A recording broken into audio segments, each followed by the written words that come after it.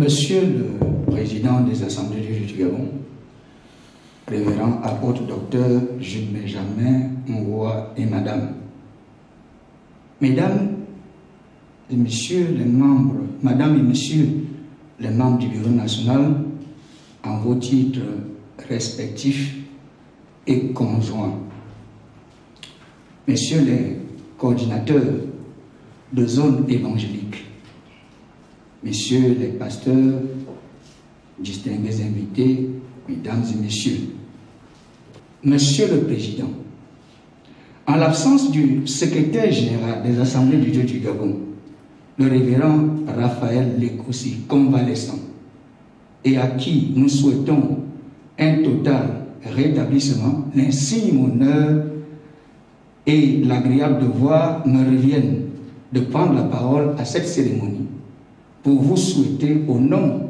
du collège pastoral, des délégués pastoraux, des anciens, des diacres, des diaconesses et tous les fidèles, au nom de ma famille, au mien propre, tous nos voeux les meilleurs à vous-même, à Maman Rose Adeline Ngoua, celle qui est l'os de vos os et chair de votre chair, ainsi qu'à toute votre illustre famille, nos voeux les meilleurs de bonheur, de santé et de prospérité pour l'année 2021.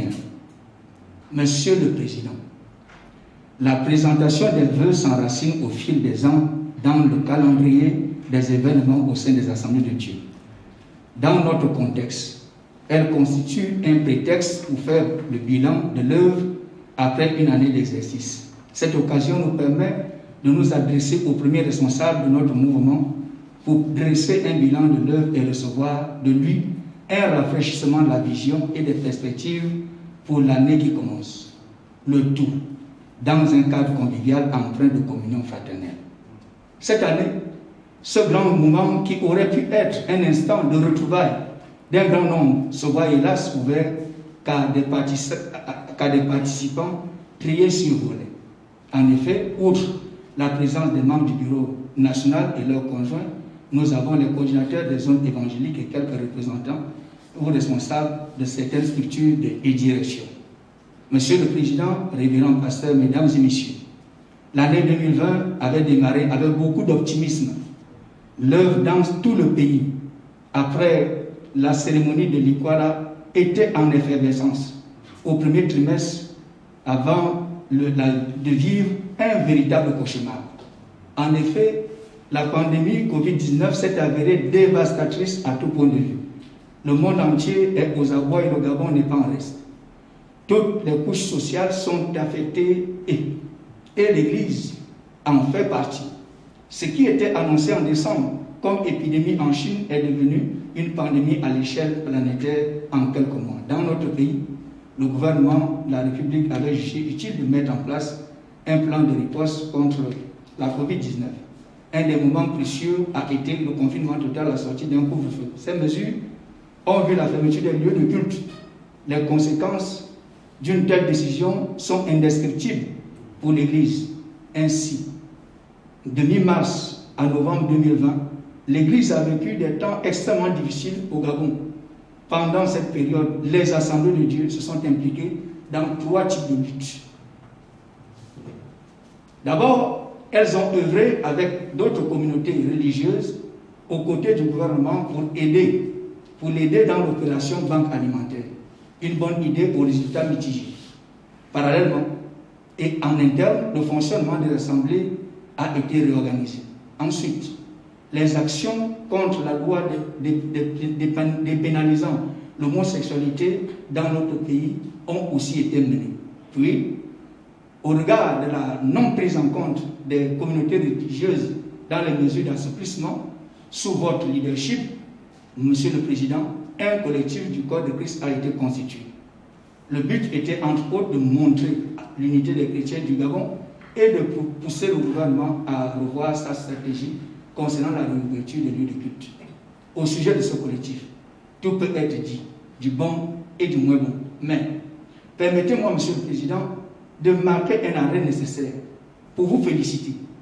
En effet, cette crise sanitaire a révélé combien votre voix faisait l'unanimité au sein du corps de Christ au Gabon. Pour avoir été témoins, nous en sommes très fiers. Apôtre président, nous remercions le Seigneur de bénéficier votre influent leadership. Toutefois, je m'en voudrais de ne pas interroger la raison pour laquelle les ADG n'engagent pas par elles-mêmes leur coopération objective avec les autorités établies. En effet, nous avons mesuré combien de fois notre mouvement regorge des hommes et des femmes de qualité, à l'éthique éprouvée, admirable, quand on les compare avec les adeptes de la cacophonie que nous côtoyons pendant nos rencontres avec des communautés amies. Il est souhaitable, Monsieur le Président, qu'à travers votre sagesse et habileté, reconnue par tous, que vous puissiez frayer un chemin avec l'aide du Saint-Esprit pour permettre aux assemblées de Dieu d'avoir leur propre entrée auprès de certaines institutions sans intermédiaire pour traiter des questions d'intérêt commun selon notre agenda, avec notre méthode et obéissant à nos valeurs. En effet, un adage dit, qui peut le plus, peut le moins. Vous savez, par exemple, rencontrer officiellement les autorités pour les intérêts du corps de Christ. Il est logique de penser que vous pouvez aussi rencontrer les mêmes autorités pour les intérêts des ADG. Monsieur le Président, vous n'êtes pas apôtre pour l'Église seulement. Vous l'êtes aussi pour la société, vous l'êtes pour les autorités, pour nos autorités. Ainsi, sans ignorer ou rejeter l'apport de certains leaders, le Saint-Esprit reste et demeure notre premier facilitateur des différentes relations. Les assemblées de Dieu grandissent et se développent, s'étendent. Il est important que les racines se mettent, s'enfoncent davantage et que les jeunes et la génération à venir sachent où poser les pieds, parce que les pères ont posé les pieds à cet endroit. Les ADG pourraient bien naturellement continuer à coopérer avec les organisations telles que la CPCN, la FADEA et autres, sur des problématiques qui nécessitent l'impact sociologique ou des réflexions plus étendues. Que pouvons-nous donc retenir de la période avant Covid, de celle pendant la durée du confinement et après allègement de quelques mesures? Le contexte de la présente cérémonie ne permettra pas de faire l'économie sur tout ce qui a été fait et avec quelle procédure. Nous nous contenterons d'en faire la synthèse. Toutefois, un rapport complet vous sera remis, n'est-ce pas, pour plus de clarté. Période avant confinement de janvier à mi-mars 2020, sur la base des constats établis au cours des travaux du Conseil consultatif qui se sont déroulés à Limanem du 28 au 30 novembre 2019, une évaluation objective à partir des statistiques relativement crédibles avait été faite à l'occasion. Des objectifs spécifiques furent établis et communiqués. Toute chose qui a poussé l'ensemble des participants à une prise de conscience de la situation. Voilà ce qui avait motivé, Monsieur le Président, votre décision d'engager les ADG dans une perspective d'accélération maximale. L'année 2020 avait donc bien commencé, sous forme de ces engagements. Malheureusement, la pandémie Covid-19 a freiné la mise en œuvre de la vision. Observation générale. Les objectifs définis en 2020 n'ont pas été atteints.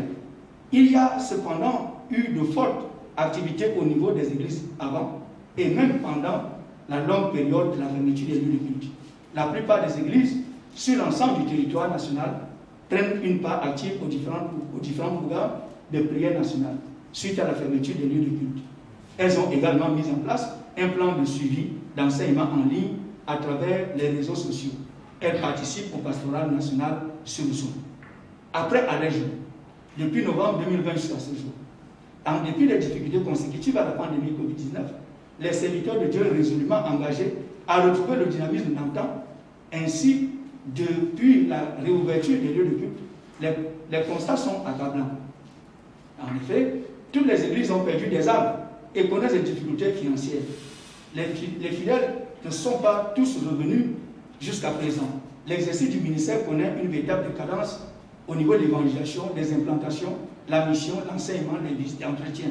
Toutes choses qui empêchent le respect des engagements et objectifs de départ. Les travaux de construction dans plusieurs régions avancent très difficilement quand ils ne sont pas à l'arrêt. Il y a aussi l'absence par endroit du matériel du plan d'adaptabilité COPIL, notamment les thermoflash, pour pouvoir rouvrir certains lieux de culte. Le manque de moyens roulants pour certains coordinateurs constitue un facteur limitatif des actions, surtout que le travail a accru. Quant aux perspectives, Monsieur le Président, le caractère incertain du fonctionnement normal de la société dans le court terme suggère beaucoup de prudence, sans pour autant perdre la foi.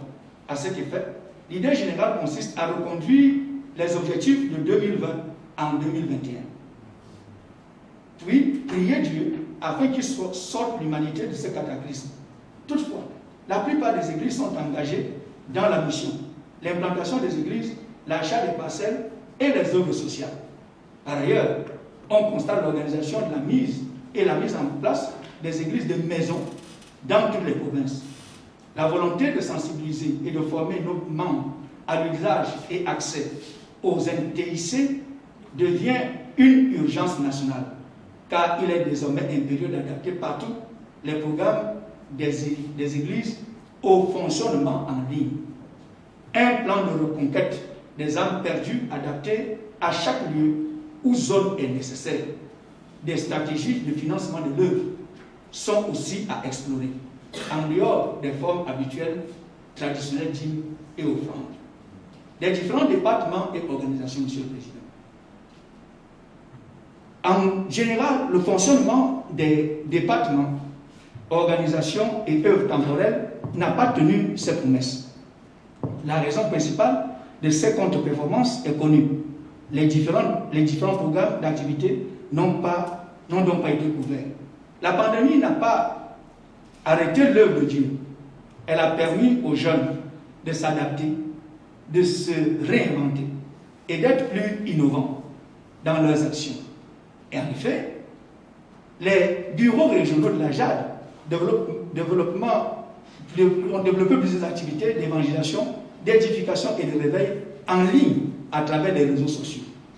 En début d'année, ils ont été évangélisés dans les CHU de Ovendo, d'Akanda et également à l'orphelinat mères et enfants de Sotuko, au centre d'accueil au premier campement et la prison centrale de Libreville en partenariat avec une ONG locale. Une collecte de distribution des dons en produits de première nécessité, médicaments, prières et évangélisation ont été faites pendant ces moments. Au plan international, la JAD a pris une part active aux rencontres de la JADA, complexe scolaire pionnier, précurseur de la balise. Ce complexe scolaire est rebaptisé Complexe scolaire Émile Ogizi. Lycée privé Jean-Bidjen Tivini et Ghana, qui devra être logé à l'ancien ITB. Le dossier est en bonne voie et le recrutement des futurs enseignants sera organisé à Port-Gentil dans un avenir très proche. Bientôt aussi, un lycée du côté de Tibanga. Le terrain est déjà trouvé et le montage financier en étude. Il est à espérer l'amélioration des conditions pour les déplacements afin de lancer certains travaux. Nous rendons une fois de plus un hommage appuyé à la diaconesse Amélie Meillet, fondatrice de Tabitha, et désormais appelée à faire valoir ses droits à la retraite. La cérémonie officielle a eu lieu le 31 décembre 2019. Cette dynamique leader a œuvré plusieurs années à former les jeunes filles et à soutenir la veuve et l'orphelin, à prendre soin des démunis. Elle laisse une structure bien fonctionnelle, un terrain et un compte bancaire et une équipe motivée au service du prochain. Les diaconesses Claude Nzogé Engon et Delphine Tandiga sont désormais respectivement responsables et responsables adjointes de cette structure sociale. Tabitha a débuté ses activités en octobre 2019. Nous retiendrons que des fournitures scolaires ont été remises aux orphelins et beaucoup d'actions ont été menées du côté d'Ozungue, une fois de plus. Et des kits alimentaires ont aussi été distribués pendant le confinement total. À Dieu soit toute la gloire. Que dire alors de l'ONG Laissez venir à moi les petits-enfants? L'ONG Laissez venir à moi les petits-enfants, dirigée par la servante Marie-Christine Ongonebe, organise régulièrement à son siège dans les églises des différentes formations des moniteurs et encadreurs des enfants. Outre ses activités habituelles, elle a également ouvert une crèche à Ozangue en annexe du lieu où elle tient ses réunions. L'ONG Lumière Chrétienne Force en Jésus, présidée par LGA, votre humble serviteur, cette ONG, dont les textes ont été élaborés par le conseil juridique, le professeur Télésphore Ondo, a obtenu son récépissé définitif du ministère de l'Intérieur. Elle œuvre dans l'éducation et la formation. Sa première école primaire est en construction au nord de Libreville avec 3 salles de classe déjà visibles. ONG Coordination Inter-Église pour l'alphabétisation et traduction en langue gabonaise CLTJ. Le management du docteur Paul Florent Ngorebe porte des fruits en un an et malgré la pandémie. Il a obtenu la reconnaissance juridique de l'organisation qui s'est pourvu également d'un siège digne de ce nom. 2 projets sont en cours, Kyoichi et Samba. Les 2 programmes concernent environ 25 langues et les traductions en langue locale, la parole de Dieu, sont en cours. Et notamment aussi la traduction du film de Jésus-Christ. À Dieu soit la gloire. L'ONG Club Elite. L'objectif de gagner à Christ des cadres dans notre pays justifiait la création de ce groupe. Dans la quête d'un impact beaucoup plus large et dynamique, l'équipe actuelle, sous le leadership de l'ancien FAL Rakazaboy, a proposé la mutation de ce groupe en ONG. Le siège de SGA et le secrétaire exécutif les accompagnent dans cette nouvelle organisation. Une assemblée générale tenue le 23 janvier 2021 a entériné cette mutation. Partenariat OGAR-ADJ. Ce partenariat est effectif. Nous avons été contactés par OGAR pour une séance de travail d'évaluation annuelle au fin d'évaluer la ristourne, n'est-ce pas, qui est prévue après les compensations et tout ce qui s'est passé. Les retombées sociales sont donc avérées. Ces services sont dignes d'appropriation autant pour moi, par tous les pasteurs et chrétiens des ADJ. Un contrat de partenariat déjà écrit devrait être signé après évaluation et avis du conseiller juridique et accord du président. Rappelons que tout pasteur ou chrétien ADG voulant souscrire une police d'assurance, véhicule, incendie, junior, retraite, peut se rendre à une agence OGAR et demander cette inscription au compte à GK ADG. Quelle que soit l'agence, sur tout l'étendue du territoire national, le contrat est dans les machines. Coopération intérieure. Nous relevons l'impact visible de la mission américaine parmi nous. Les travaux sur le site évoluent bien à la fatale, c'est visible. Que le nom du Seigneur soit béni et prions Dieu de soutenir le couple garé à l'âme dit qui sont dans cette mission.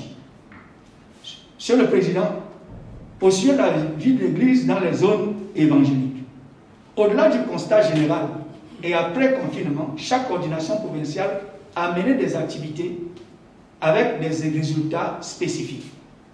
Un document plus élaboré, évidemment, pour montrer l'intégralité des difficultés rencontrées et les perspectives. Dans ce qui va suivre, donc, nous vous proposons un survol synthétique avec les activités qui ont été menées. Nous commençons par la coordination de la province de l'Estuaire, placée sous l'autorité du deuxième vice-président, le révérend Imam Foumi Kapi, et divisée en 7 sous-zones.